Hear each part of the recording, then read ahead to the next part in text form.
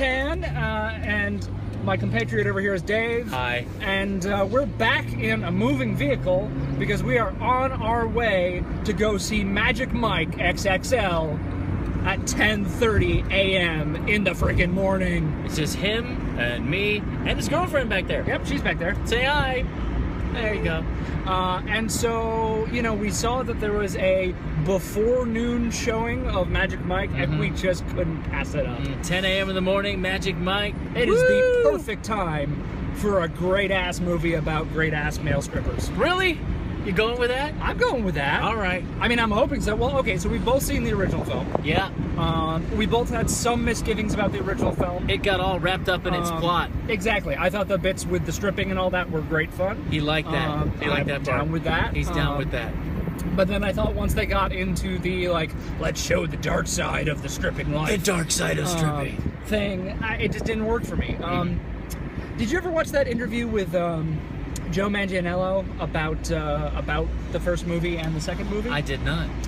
So there was an interview he did with Paul F. Tompkins, one of our favorites. Sure. Talking about the fact that the first movie, you know, they got the ensemble together, they read the script, it was a good script, they went and they did the movie. And in the process of doing the movie, they basically all realized that there was another movie that they actually wanted to make. There's more which here. was a fun movie about this group of male strippers having a great time. And so after the unexpected success of the first movie, they decided to make exactly that movie. Yeah. And I believe that is the movie that we're about to see. What do you think? Are you looking forward to it? As much as I can be looking forward to a movie about male strippers. Well, fair enough. I'm really looking forward to it. He's really looking forward to it. I'm really looking forward to it. It's gonna be good. It's gonna be amazing. Oh my god. And now that the stereotypes are out of the way, we just can't help that. It looks like we're here. So we will see y'all in about 2 hours when we've come out of this. Hopefully, you know, sweaty and covered in glitter. Well, Dave, how was it for you? It was surprisingly a lot of fun. Party movie. You need to see this movie with lots and lots and lots of screaming women. Yeah, I recommend it. I recommend screaming women. I recommend lots of them. Usually, I don't recommend screaming women, but for this instance, as many as possible. As many as possible. This is not a movie that you go to be polite at. No, definitely not. You need things flying through the air. Most screaming women flying through the air. I think it was a lot of fun. It was. I think it improved on the first movie in a number of ways. Yes. I think it reversed the kind of bad moral taste it left in my mouth, the first one. This one really, you know, it took, instead of stripping as, you know, the path to, you know, no life, right, or whatever we want to call it. Stripping takes you nowhere. You know, instead of stripping being degrading, they elevated strippers to healers. You know, to possible healers. Like, well, they said that. I mean, they said, you know, we're healers sometimes. Yeah. We can be healers. We could be healers. Sure. And I feel like that's a fairly good takeaway from it. You know, think we need more strippers in life to light things up a little bit. Hey, you know, I don't think it could hurt. Heal some people.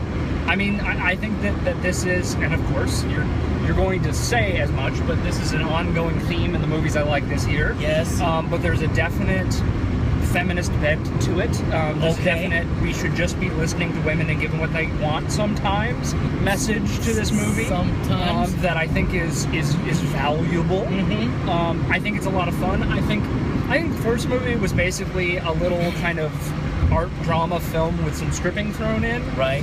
Whereas I really feel like this one is Male Entertainers the Musical, essentially. and plays like that, and I think is a lot of fun through that lens. And when they're not entertaining, it's a very kind of a hangout movie where it's just bros on the road. You're just kicking it with some good guys. Pretty much, yeah. Who only mean well.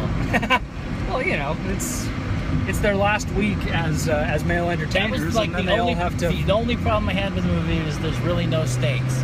No, there are no stakes. There was no like, will stakes. they or won't they? Of course they will. But I think I think that's kind of interesting to have no stakes. You know, I think it's a feel-good movie with kind of good message. It's the feel-good movie of the summer. It's the feel-good movie of the summer. With stripping.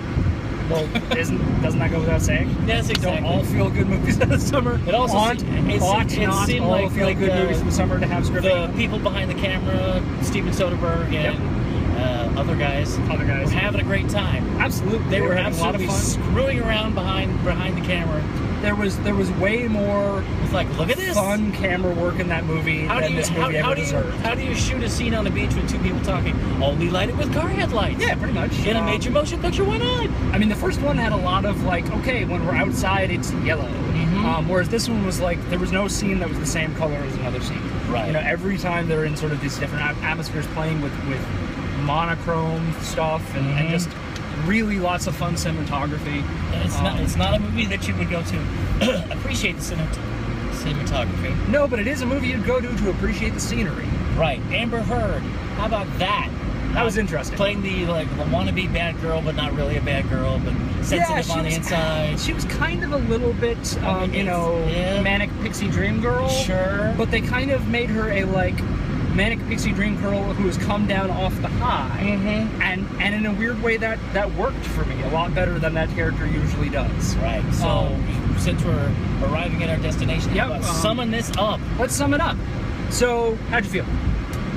Go see it. Go see it. I say the same thing. Surprisingly entertaining. Yeah, I had a lot of fun. I don't know that it's necessarily, you know, on par with Mad Max or anything like that. It could have used a few more, the Mad Max bits.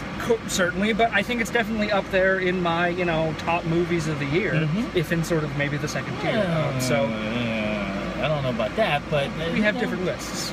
Different lists. Priorities. As far as male strippers, hanging out with male strippers movies go, best male stripper thumbs movie up. I've ever seen.